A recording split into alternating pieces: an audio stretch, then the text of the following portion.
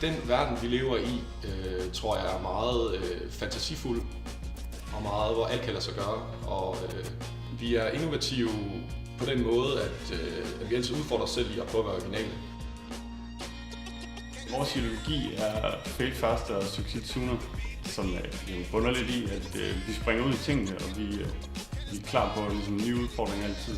Vi er vigtige for Aarhus, fordi at vi laver en række kulturelle arrangementer, som er medskabende for mange af de unge mennesker, som er i byen.